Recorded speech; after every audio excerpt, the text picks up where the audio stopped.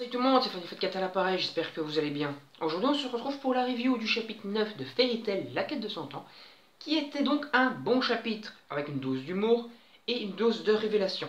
Donc il faut savoir donc que ce chapitre prend beaucoup place à Magnolia et à Blue Pegasus, puisque ce chapitre en fait s'intéresse surtout à la deuxième quête parallèle à l'arc principal. Donc l'arc principal c'est les dragons à tuer, les 5 dieux dragons, et la quête secondaire, donc parallèle à tout ça, c'est la quête de l'enquête de Gajeel pour savoir qui est la nouvelle membre de Fairy Tail amoureuse de Natsu qui serait liée à la guilde des avatars. Donc cette enquête commence à Blue Pegasus par Jelal qui vient interroger Ichiya et compagnie pour leur demander des infos. Blue Pegasus, ouais c'est Blue Pegasus. Pour leur demander donc des infos qu'ils n'ont pas. Et donc ils n'ont pas ces infos. Et donc Jelal leur dit si vous la voyez, prévenez-moi, mais ne vous approchez surtout pas d'elle parce qu'elle est dangereuse.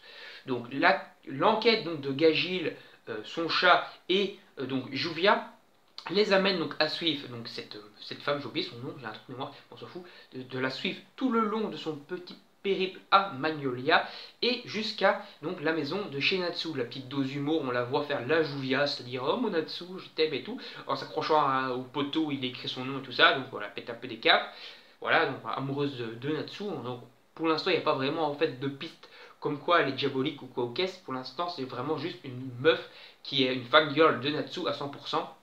Ça se voit vraiment de long en large en travers.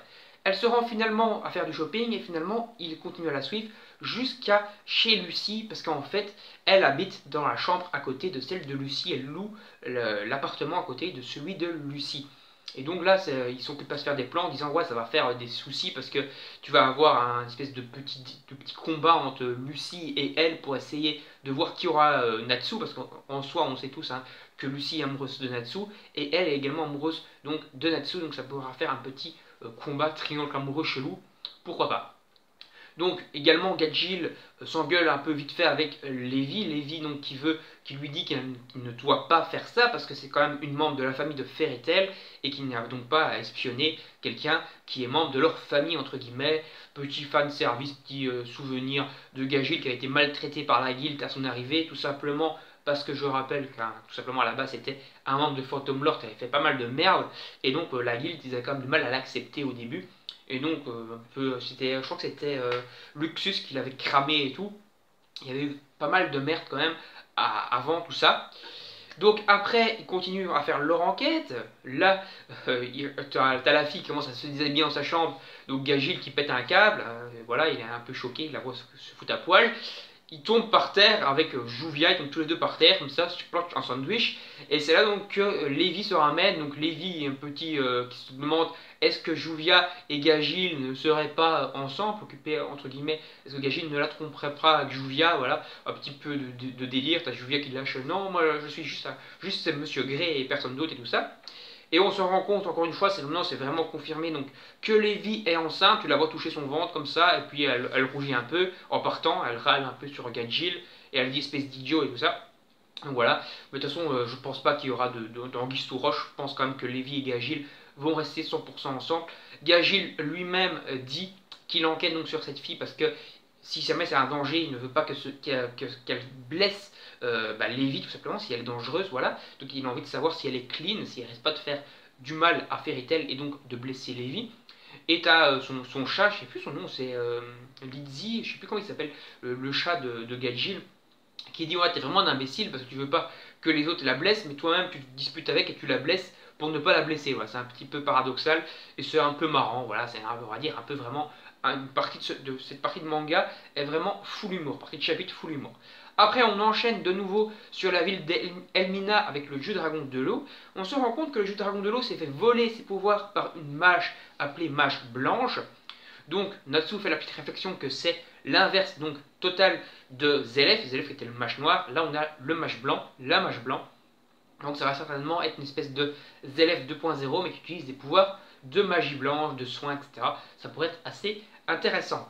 C'est là donc qu'ils se font attaquer par des espèces de centres et c'est là donc que la guilde Diabolo, donc guilde des mangeurs de dragons, avec le mec de centre qui les avait téléportés, les deux autres, la meuf avec les épées et l'autre qui est super résistant, qui les avait téléportés chez lui, se sont en fait tous de retour. Donc espèce de squelette avec ses pouvoirs de sang qui a l'air bien cheaté, plus les deux autres sont là et ils disent on va se débarrasser de vous et après on va aller bouffer la mage blanche parce qu'en fait le but de ces mages mangeurs de dragons est donc de s'approprier les pouvoirs de dragon. Et donc comme cette mage blanche a volé les pouvoirs du dragon de l'eau, ils veulent bouffer la mage blanche pour choper les pouvoirs du dragon de l'eau qui ont été dérobés par ce mage blanc.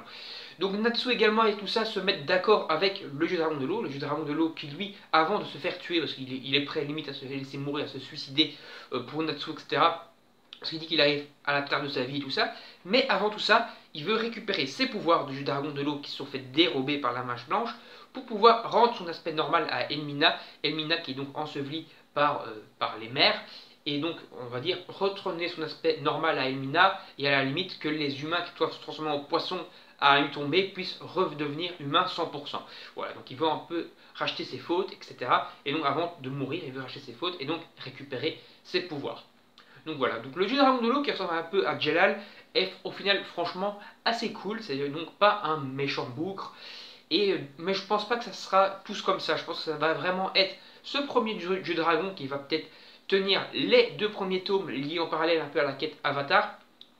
Et qu'après on va partir encore sur d'autres tomes, mais cette fois avec vraiment des dragons maléfiques à tuer et à affronter dans des combats épiques. Voilà, c'est un peu le début, puis il y aura la fin.